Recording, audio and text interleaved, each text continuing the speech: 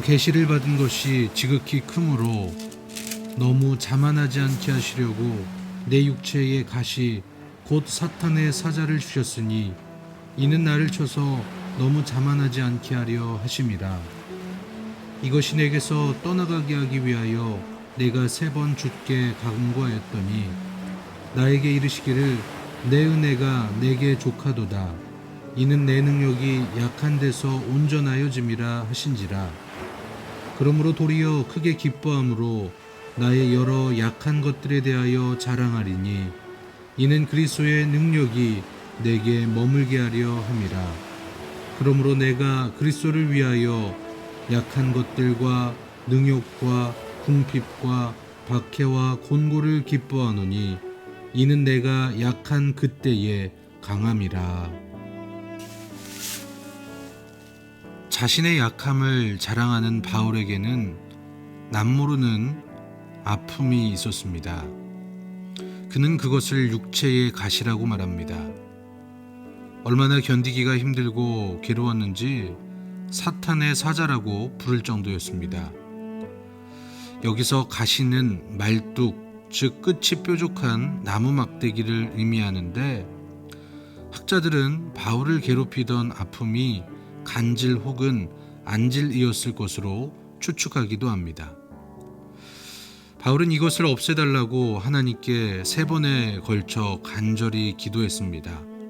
근데 하나님은 바울의 기도를 거절하시면서 이렇게 말씀을 하셨습니다.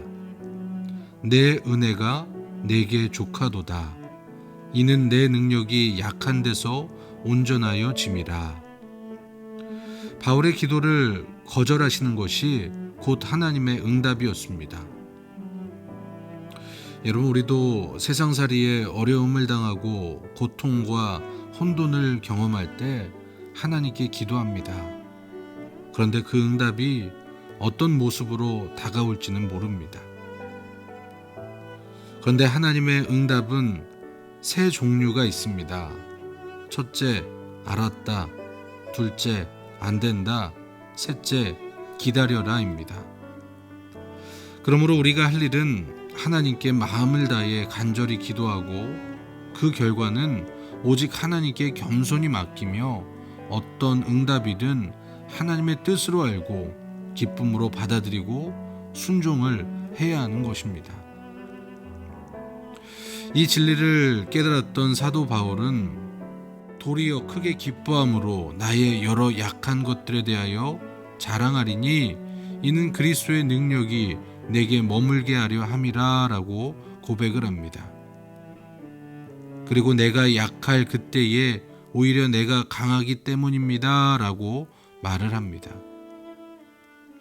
우리가 약할 때 주님께서 능력과 힘으로 덧입혀 강하게 해주신다라는 것입니다. 신앙인의 삶은 좋은 환경과 잘 갖추어진 조건에서 아름다운 축복의 인생을 만드는 것이 아닙니다.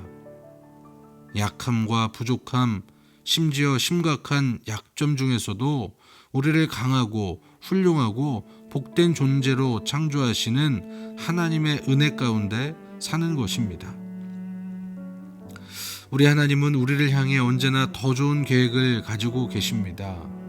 그리고 우리가 아름답고 복된 삶을 살기를 원하십니다. 지금 나의 모든 것, 모든 상황이 하나님이 나를 위해 맞춤형으로 주신 가장 좋은 은혜임을 우리는 믿어야 합니다. 그리고 만족해야 합니다. 저는 우리 성산교회 성도들이 이 지혜를 깨닫고 오늘 하루도 나에게 주신 것들에 감사하며 하나님께 영광 돌리며 행복하고 아름다운 삶을 살아가는 귀한 날이 되시기를 주님의 이름으로 간절히 축복합니다.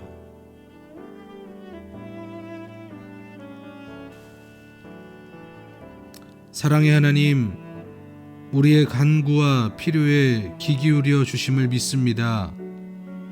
우리가 생각한 대로 응답되지 않더라도 또 낙심할 수밖에 없는 상황일지라도 하나님을 더욱 신뢰하고 감사하는 자가 되게 하여 주시옵소서. 나를 향한 주님의 계획을 확신하며 나아가게 하여 주시옵소서. 예수 그리스도의 이름으로 기도합니다. 아멘.